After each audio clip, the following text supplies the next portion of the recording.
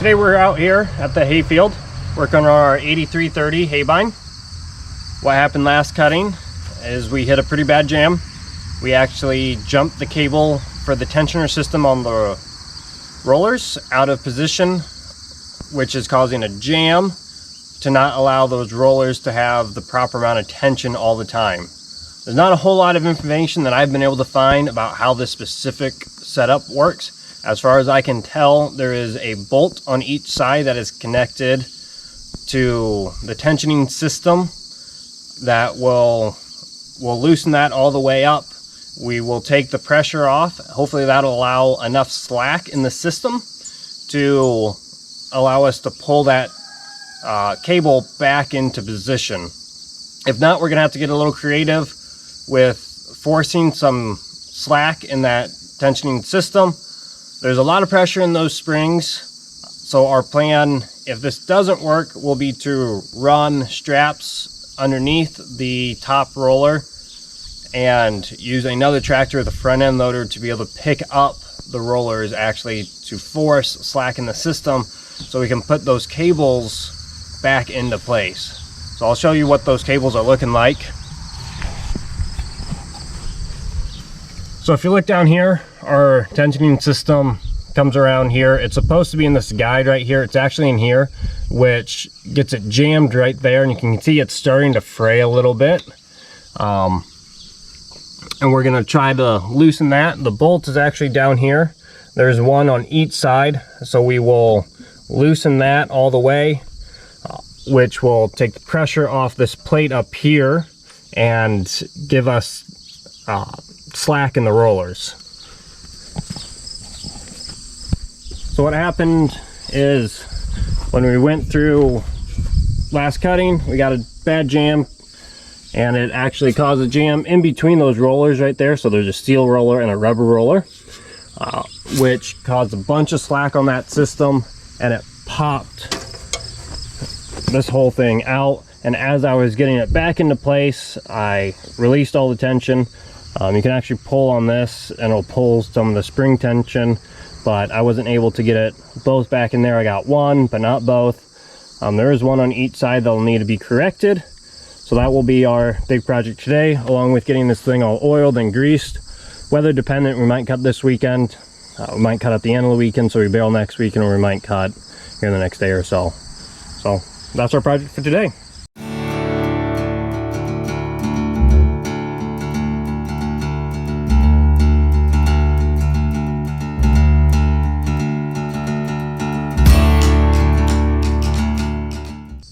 So this is a 1 1/8 bolt there that will use a 3/4.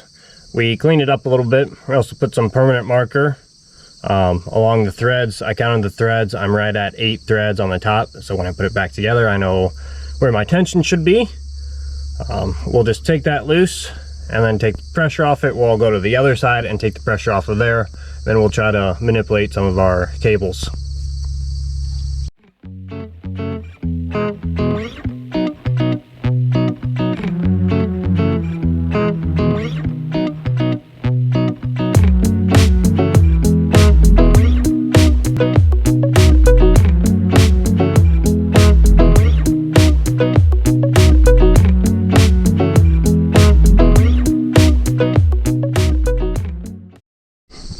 So we got this bolt pretty loose. We'll see how well that is. If we need to take it a little looser, we will. You can see up here the cables. You can see the problem that we're having is this first cable down here is loose. We should have plenty of play on that. However, this cable over here is still pretty tight, and that's because it's actually pinching in there. And so as the grass and alfalfa goes through it, that's supposed to move up and down. However, once it gets to its tightest point, it pinches in there.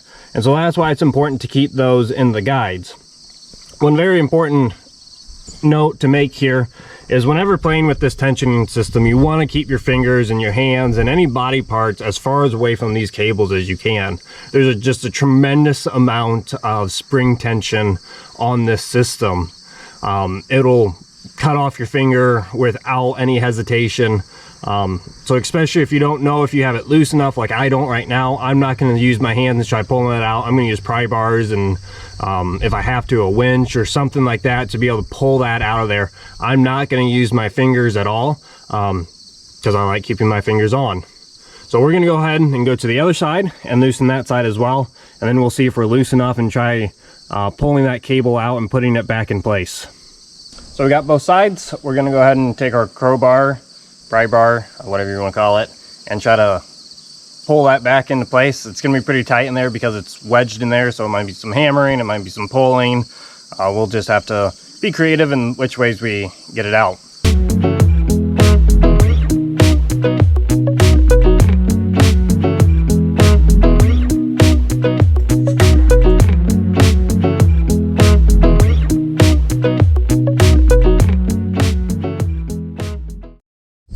So here's where coming in creative kind of starts to happen. The problem I'm having is I can't get enough pressure with the crowbars and such to break that pinch underneath the cable. So right now we got a winch hooked up to the truck, hooked up to the cable, so at least we can pull that and actually break that out, and so we can have the slack we need to get that on place. So here's what we're dealing with. So we got the winch. Winch is hooked up to the bottom cable, and hopefully that's going to be able to pull that out and into place.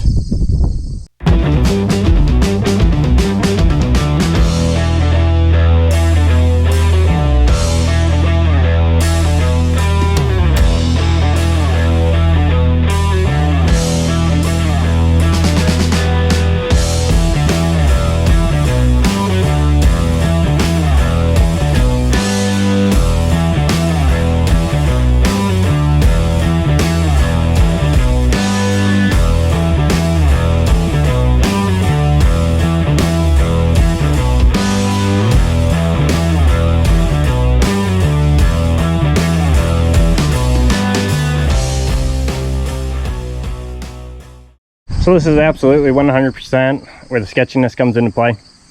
I was hoping to be able to pull that out, which would give me slack on my cable. Which gave me plenty of slack on this side, but it did not give me slack on the other side. So we're going to try to unkink that and at least get this side put back together and come up with a better game plan. So yeah, right now I just got a crowbar and a pipe and it's tied off. 100% keep your fingers out of that cable. If something goes wrong there, it'll snap back real quick and you won't have a finger.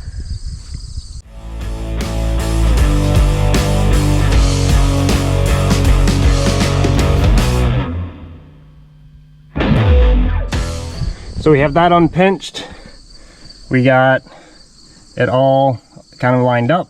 Go ahead and untie that and slowly release that back, making sure we get that into its proper position.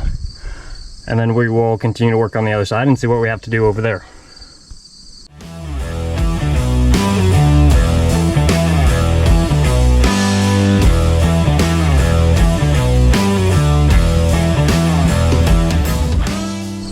So we're back at it again with the winch.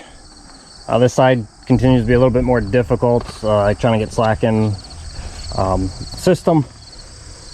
This part kind of scares me a little bit just because we ended up breaking this pin right there, which the washer was forced off, so you could very easily just pull this whole thing off.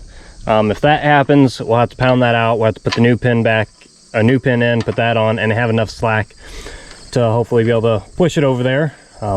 But if that happens, we'll have enough slack, so we'll put it on there. We'll move the truck to the back and be able to pull it backwards and have enough slack there. So we're gonna go ahead and give that one a try.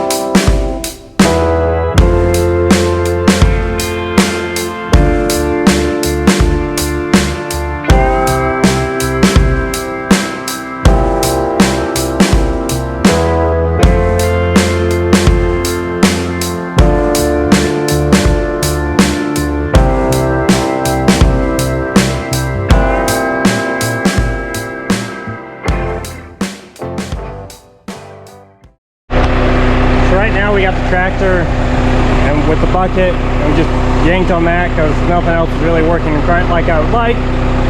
So I actually pulled out the whole block. We got a pry bar that's stuck in there right now holding it, keeping us our slack. We're gonna go ahead and leave that attached to the tractor. We're gonna use some pry bars to kind of put that where we need it. We'll put the tension back on and kind of get it how we would like it. So we'll see if this works. If not, we'll try something else.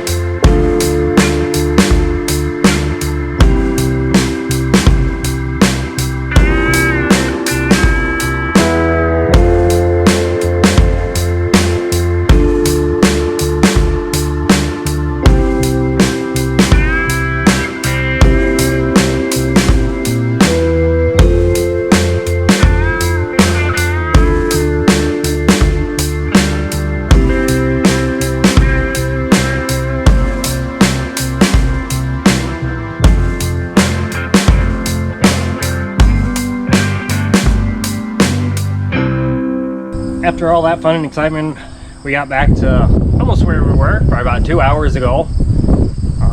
We got that cable back on. We are still not in our slot, but we have it there. At the end of the day, if I really had to leave it like this, it'd be a much better situation than leaving it pinched in there. We're gonna go ahead and try one more thing. If this doesn't work, that's what we're gonna end up doing. We got the other side how we like it. We have this pin in here. We will get another washer at some point and put it on there before we cut and put the pin in proper like it should be. But at the end of the day, this is a much better situation than what we started. There has to be an easier way to get the spring tension off of this. If you have an idea, or if you know the proper way to do this, go ahead and throw it down in the comments. But what we're gonna do is, again, with the winch on the back of the truck, we have it on the bottom cable there, and we're gonna pull it, and hopefully when it pulls it down, we will be able to loop it into its place, and then when we take the pressure off, it'll sit there nice and neat. And then all we have to do is replace the washer that we lost. So let's see what happens.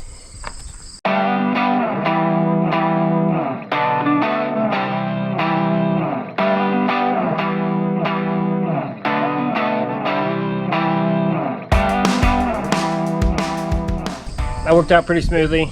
We got it back in place where it should be. Kind of wish I would have thought about that about 2 hours ago, but it is what it is. Next steps we're gonna have is to hook it back on to the PTO. We're gonna run it a couple of revolutions, make sure everything's in time. We're going to tighten those bolts down that we initially loosened up, get it tension like it should be back in its spot. We're gonna go over the whole thing, grease it, oil the chains, things like that. Make sure we're ready for hay.